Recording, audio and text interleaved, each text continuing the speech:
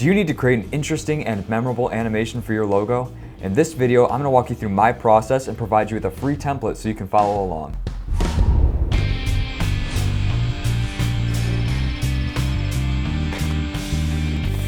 Before we get started, you can download my animation content capture template for free from my website at bricetufts.com under the Resources tab so you can follow along with this video. Working through this template should give us a good idea of what our animation is going to look like before either designing this ourselves or handing it off to somebody else. If you've already downloaded the template, I'm going to open it up here and start working through it, and you can feel free to follow along.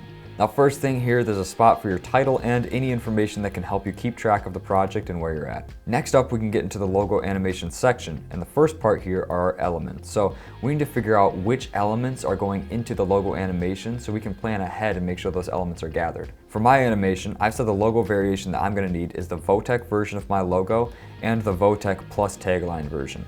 I've also said that I don't require any brand elements for that logo animation, and I don't need any call to action or contact info included. Now, the next section is the specification section, and we're just going to outline what type of final files we're going to need delivered at the end of this process. If you don't know what final files you need, I would suggest meeting with some sort of expert in the field and having them give you a list. That's going to save you a lot of time off the tail end of this project, and you'll thank yourself later. If we look at my specifications that I've outlined, I've said that I want this at 4K resolution, which is 3840 pixels by 2160 pixels. I've also said that I want the length of my animation to be 3 seconds, but I want the video as a whole to be 15 seconds. I'm also going to need an MP4 and MOV file with alpha channels activated as my final deliverable file. And for file size, any size is going to work for me, so I don't need to specify. Next up, we have our movement ideas. So here we're going to ask ourselves if there's any movement ideas that we have in mind that we would like to see animated into the logo. I've said that I want my logo animation to have a quick, smooth motion. I also want the animation to be somewhere in between a brush stroke and a mechanical motion. I also said that the animation should invoke some feeling of movement, and I made reference to the logo motion sheet, which I'll pull up in a minute. Next, we're going to go ahead and pull some examples that we can reference later if we need some ideas for animation or movement. It's a good idea with each one of these examples to add a little note about why you liked it so that we know what context to view the example through.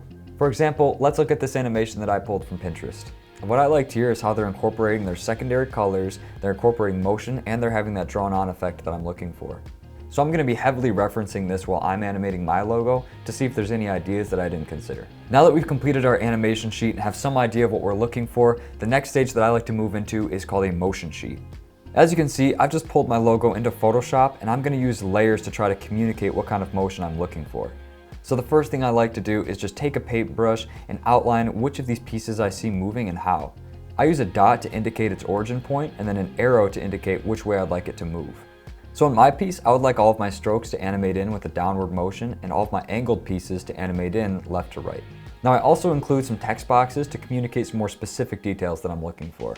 You can see I've written here that I want to animate each letter in a sequence from V to K, and I want to start with the next letter 0.2 seconds after the previous one begins.